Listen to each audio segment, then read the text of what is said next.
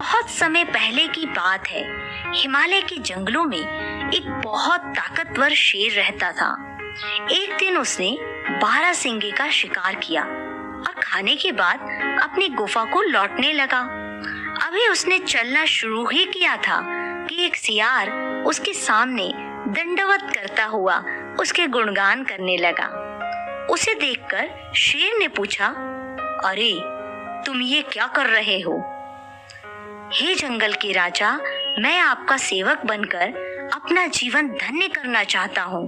कृपया मुझे अपनी शरण में ले लीजिए और अपनी सेवा करने का अवसर प्रदान कीजिए, सियार बोला। शेर जानता था कि सियार का असल मकसद उसके द्वारा छोड़े हुए शिकार को खाना है, पर उसने सोचा कि चलो इसके साथ रहने से मेरा क्या जाता है, कुछ भी नहीं, छोटे मोटे काम कर दिया करेगा। और उसने सियार को अपने साथ रहने की अनुमति दे दी। उस दिन के बाद से जब भी शेर शिकार करता, सियार भी भर पेट भोजन करता। समय बीतता गया और रोज मांसाहार करने से सियार की ताकत भी बढ़ गई। इसी घमंड में अब वह जंगल के बाकी जानवरों पर रौब भी झाड़ने लगा और एक दिन तो उसने हद ही कर दी।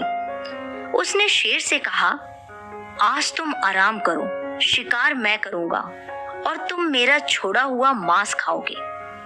शेर यह सुनकर बहुत क्रोधित हुआ, पर उसने अपने क्रोध पर काबू करते हुए सियार को सबक सिखाना चाहा। शेर बोला, यह तो बड़ी अच्छी बात है, आज मुझे भैंसा खाने का मन है, तुम उसी का शिकार करो। सियार तुरंत भैंसों के झुंड की तरफ निकल पड़ा और दौड़ते हुए एक बड़े से भैंसे पर झपटा। भैंसा सतर्क था, उसने तुरंत अपनी सींग घुमाई और सियार को दूर झटक दिया। सियार की कमर टूट गई और वह किसी तरह घसीटते घसीटते हुए शेर के पास वापस पहुंचा। शेर बोला, क्या हुआ, भैंसा कहाँ है? हुजूर, मुझे माफ कर दीजिए, मैं बहक गया था और खुद को आपके बराबर समझने लगा था। सियार गिड़गिड़ाते हुए बोला, अरे मूर्ख, तेरे जैसे एहसान फरामोश का यही हश्र होता है। मैंने तेरे ऊपर दया करके तुझे अपने साथ रखा और तू मेरे ऊपर ही धौंस जमाने लगा। ऐसा कहते हुए शेर ने अपने एक ही प्रहार से सियार को ढेर कर दिया। प्रिय मित्रों, किसी के किए गए उपकार को भूलकर उसे ही नीचा दिखाने वाले लोगों का वही हश्र होता है जो इस कहानी में सियार का हुआ।